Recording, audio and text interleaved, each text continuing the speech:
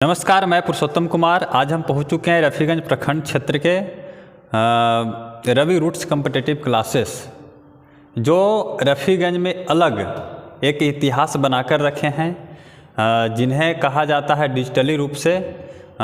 इन्होंने अपने डिजिटल माध्यम से डिजिटल बोर्ड का भी यहाँ पर एक अलग एजुकेशन सिस्टम में इन्होंने अलग रखा है डिजिटल बोर्ड, और जिन्होंने रफीगंज में अलग एक निशान छोड़ा है डिजिटल मोड के माध्यम से। आज वह दिन है जिस दिन 14 फरवरी 2019 में पुलवामा आतंकी हमले में बहुत सारे एक नहीं 40 से अधिक जवान शहीद हुए थे। आज वह दिन है भारत माँ की असली हीरो, भारत माँ के वीर जवान देश के लिए शहीद हुए हैं, और वह जवान जम्मू कश्मीर श्रीनगर राष्ट्रीय राजमार्ग पर सीआरपीएफ के जवान सीआरपीएफ के काफिले पर हमला हुआ था। आज वह दिन है जिस दिन 14 फरवरी 2019 को किसी माँ ने अपने बेटे को खोया, किसी पिता ने अपने बेटे को खोया, किसी पत्नी ने अपने पति को खोया, किसी बहन ने अपने भाई को खोया। वह दिन है आज, यह इसे कहा जाता है ब्लैक डे। कितने सर वैलेंटाइन डे भी मना रहे हैं, परंतु हमें वैलेंटाइन डे नहीं मनाकर हमें ब्लैक डे के रूप में हमें मनाना चाहिए, परंतु ऐसा कितने लोग नहीं कर रहे हैं।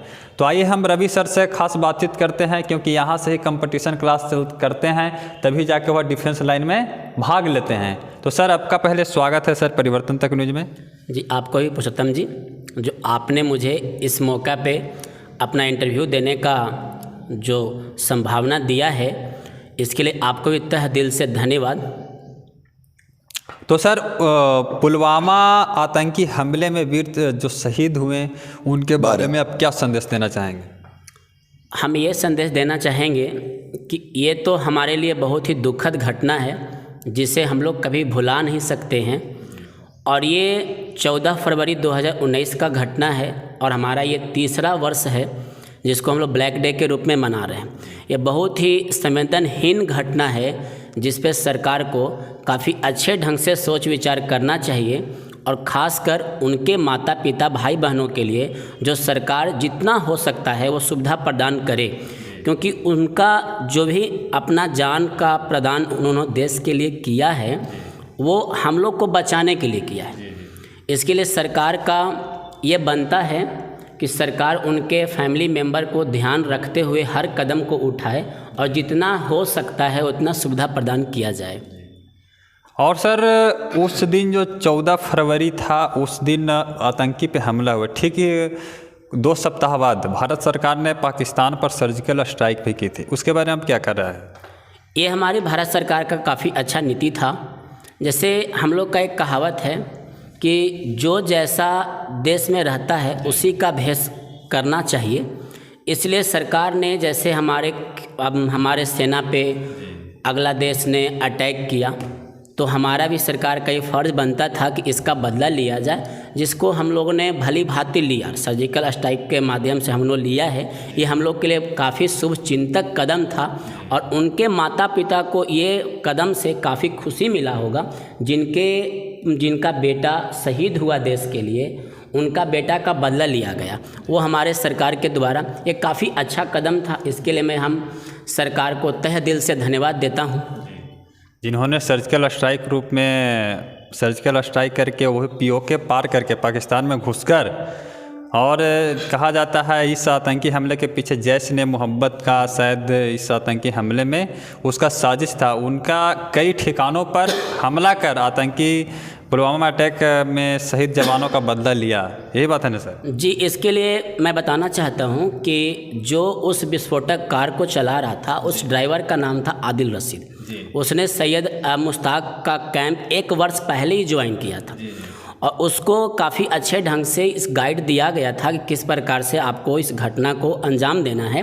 तो ये काफ़ी दुखद घटना है हम लोग के लिए, क्योंकि ये हमारा देश है, और हम लोग अपने देश के लिए जान देने के लिए तैयार रहते हैं और हमेशा के लिए तैयार हैं। जैसे कॉम्पिटिटिव के बच्चे जो होते हैं उनको ये सिखाया ही जाता है यहाँ से कि भारत माता का सेवा कैसे करना है आपको।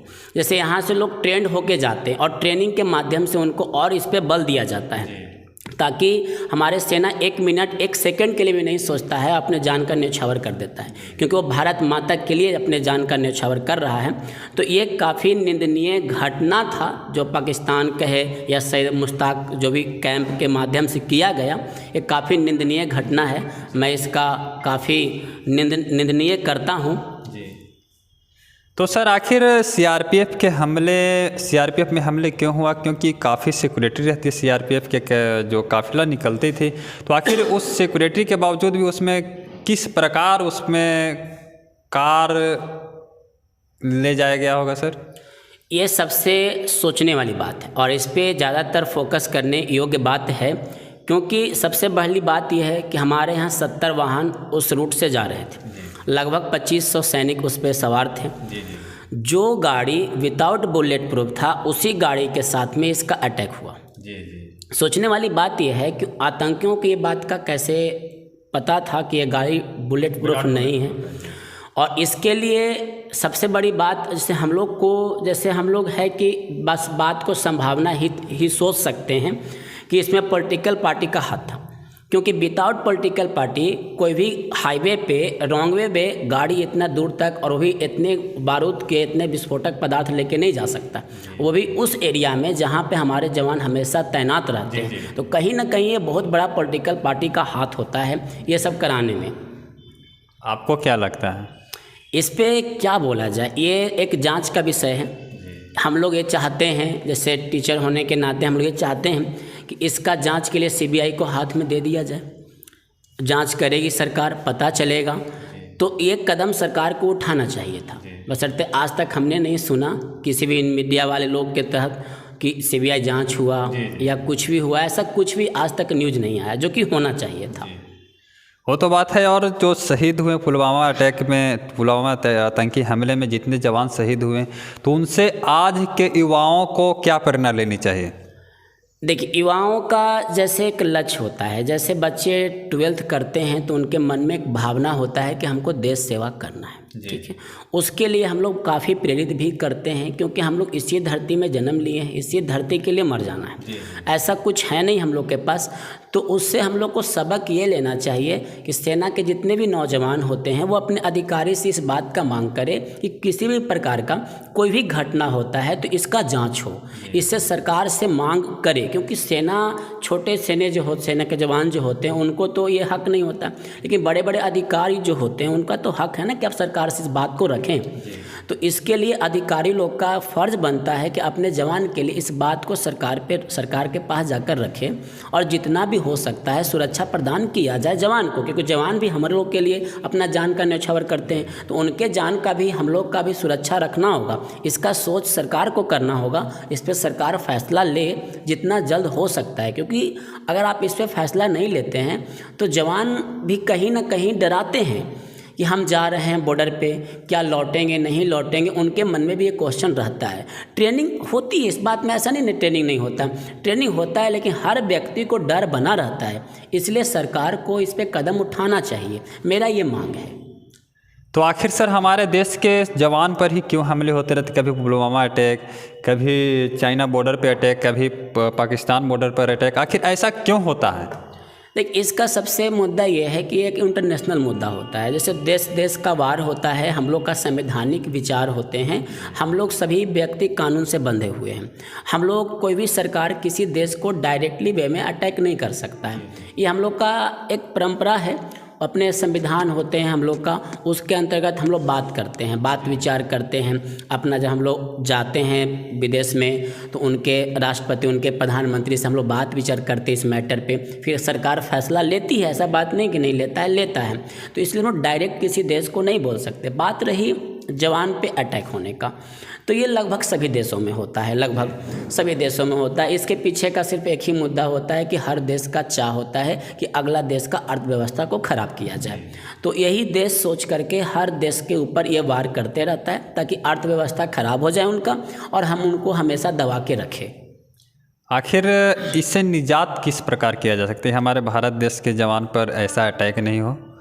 इसके निजात के लिए सरकार को कदम उठाना पड़ेगा। सरकार इसके लिए जब भी हम लोग सम्मेलन में जाते हैं, हमारी देश जाती है, देश के लोग जाते हैं, काफ़ी और देश के राष्ट्रपति प्रधानमंत्री लोग आते हैं, तो इन पे विचार विमर्श करने का चीज़ है, बैठकर बात विचार किया जाए। एक बात है सर, जैसे कि पूर्ण रूप से तो ख़त्म नहीं हो सकता आतंकवादी, लेकिन हाँ हद तक हम लोग ख़त्म कर सकते हैं और सरकार हमारी हद तक लगाम लगा चुकी है इस मैटर पे। और सर जितने भी आप यहाँ से कंपटीशन क्लास चलाते हैं, तो आप अपने कंपटीशन क्लास के बच्चों को क्या संदेश देना चाहेंगे कि आखिर डिफेंस लाइन में किस प्रकार जाएं? कंपटेटिव के जितने भी छात्र आते हैं, आजकल छात्र का जैसे हम लोग डिफेंस लाइन का बात करें तो सरकार डिफेंस में अब 2 तरह की कदम कर चुका है। पहला कदम है कि एक अग्निवीर निकालता है और एक है जो परमानेंट बहाली निकलता है। जो इस बार जीडी का बहाली निकला वो परमानेंट था और अग्निवीर का दौड़ बहाली हो रहा था, ठीक है। तो अग्निवीर से मैं ये कहना चाहता हूँ कि अग्निवीर बहाली कहीं ना कहीं नौजवानों को हौसला को बढ़ाने का काम नहीं कर रहा है, उनके हौसले को गिराने का काम कर रहा है। क्योंकि कोई भी व्यक्ति अगर कहीं जाता है तो वो अपना इस बात को सोच कर जाता है कि हमारा पूरा जीवन उसमें व्यतीत हो जाए। ऐसा कतई नहीं सोचता है कि हम हाफ टाइम तक जीवन अपना व्यतीत करें, उसके बाद घर वापस आ जाए। तो ये सरकार का कहीं ना कहीं गलत नीति था, जिसके खिलाफ में कई छात्रों ने विद्रोह भी किए थे, लेकिन सरकार ने नहीं माना, ये उनका अपना है। दूसरा है कि जीडी का जो परमानेंट बहाली आता है, उसके लिए हम सब छात्र को सिखाते रहते हैं कि मन से पढ़िए। आप जब तक कॉम्पिटिटिव फेस नहीं करते हैं तब तक आपका भर्ती नहीं होगा। क्योंकि हम लोग को भी पता है, जैसे इस बार जीडी का जब बहाली आया तो लगभग सीट थे जो हमारे यहाँ, वो लगभग 48,000 या 43,000 के आसपास में था। तो जा कर के फॉर्म भराया है 35 से 36 लाख। तो सरकार को भी इस बात का पता है कि हमारे देश में काफ़ी बेरोजगारी है, इसके लिए देश सेवा के लिए लोग इतने जा भी रहे हैं काफ़ी मात्रा में, सीट बहुत कम होता है, इसलिए कॉम्पिटिटिव अब धीरे धीरे बहुत टफ हो चुका है।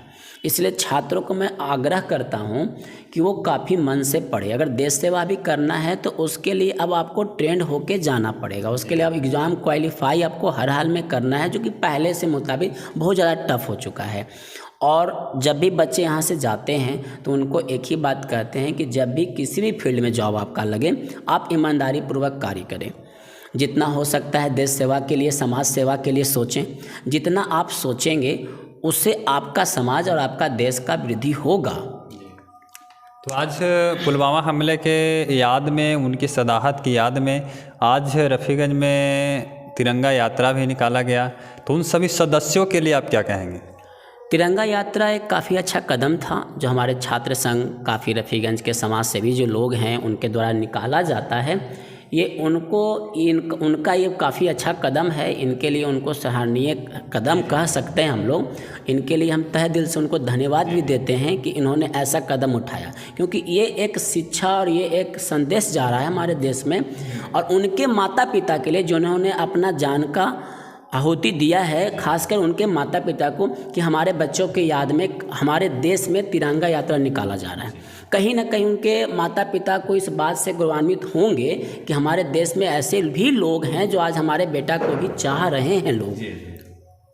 और ऐसे के चाहने वालों को संख्या भी बढ़नी चाहिए, क्योंकि सर हमारे देश के जवान हैं तभी हम सुरक्षित हैं। अगर देश के जवान नहीं रहेंगे तो हम सुरक्षित नहीं रहेंगे। सर क्या सही बात है ना सर? बिल्कुल सही बात है, क्योंकि अगर जवान हैं तभी हम लोग हैं, नहीं तो अगर जवान नहीं रहेंगे तो हम लोग सुरक्षित नहीं रहेंगे। क्योंकि आजकल एक से एक इलेक्ट्रॉनिक मिसाइलें वगैरह आ चुका है, वो जब चाहेंगे तब हमारे ऊपर हमला कर सकते हैं, हम लोग कुछ भी नहीं कर पाएंगे। अगर जवान हैं तो हम लोग हैं, इसलिए हम लोग का फ़र्ज़ बनता है कि जवान को जितना भी हो सकता है उतना सहायता दिया जाए। अगर कोई जवान शहीद हो जाता है तो उनके माता पिता को ख्याल रखना हम लोग का भी फ़र्ज़ बनता है। ये नहीं कहते कि सरकार सिर्फ देखे, हम लोग का भी जो अगल बगल के जो लोग होते हैं, जो समाज सेवी का जो लोग हैं, उनका ये फ़र्ज़ बनता है कि उनके घर पे जा कर के हमेशा मुलाकात करते रहें, उनके समस्याओं के बारे में हमेशा सोचें, उनके समस्याओं के बारे में हमेशा बात करें, उनको निदान देने का काम करें।